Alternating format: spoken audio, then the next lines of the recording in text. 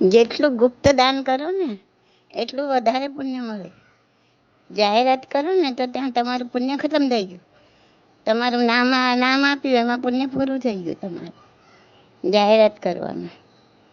એટલે બને ત્યાં સુધી ગુપ્ત દાન કરવું જોઈએ. વડીલો બી એમ કહેતા હતા કે ડાબો હાથ આપે તો જમણો ન જાણે, જમણો હાથ આપે તો ડાબો ન જાણે. તો જે કોઈ સાધાર્મિકને એને આપતા હોય તો એને પણ શરમ ના આવે લેવામાં. પણ જાહેરાત કરો તો બિચારાને મરવા જેવું થાય. ભલે તમે એકવાર ગુપ્ત જ્ઞાન આપ્યું હોય ને પછી બીજાને ત્રીજાને ચોથાને જઈને કહો મેં તો આમ મદદ કરીને બિચારાને આવું હતું ને મને દયા આવી ગઈ ને, તો એક નહીં તો બીજી રીતે તમે એને બિચારાને જાહેર તો કરી દીધો. અને એને જ્યારે ફરતી ફરતી વાત મળશે ત્યારે એને મરવા જેવું થશે. એ કોઈ બી દાન કરો, નામની જરૂર જ નથી. બહુ તમને એવું લાગતું હોય કંઈ નામ આપવું જરૂરી છે તો વડીલોના નામ આપો ને. તમારા મા બાપ, એના મા બાપ, ઘણા વડીલો છે જેને લીધે તમારી અત્યારે હયાતી છે. એને યાદ કરો ને, એને રિસ્પેક્ટ આપો ને.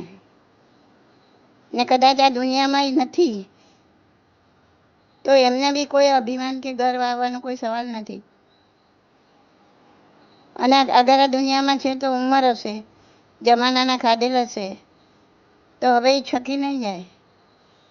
એમના પેટનું પાણી નહીં હલે. ઉપરથી તમારા પ્રત્યે માન ઉત્પન્ન થશે કે મારો દીકરો કેટલો વિનય છે, પોતે આટલા પૈસા વાપરે છે પણ નામ મારું લખાવે છે. તો પુણ્ય તો થશે ને ઉપરથી તમને આશીર્વાદ મળશે.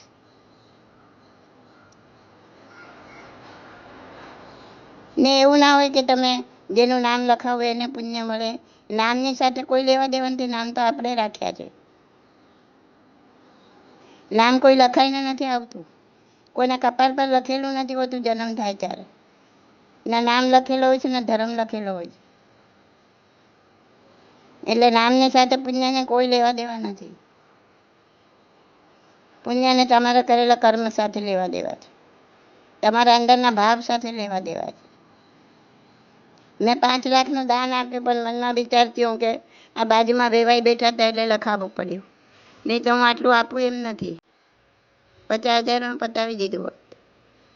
તમારા અંદરના ભાવ છે એનાથી પાપ બંધાશે. એટલે પાપાનુબંધી પુણ્ય થશે, અનુબંધ પાપનો. દાન આપ્યું એટલે પુણ્યનો બંધ, અનુબંધ પાપનો. અને એ અનુબંધ પાપને રખડાવી દેશે. કેમ કે જ્યારે ઉદયમાં આવશે ત્યારે નવું પાપ બંધાવશે અને એ પાપાનુબંધી પાપ હશે.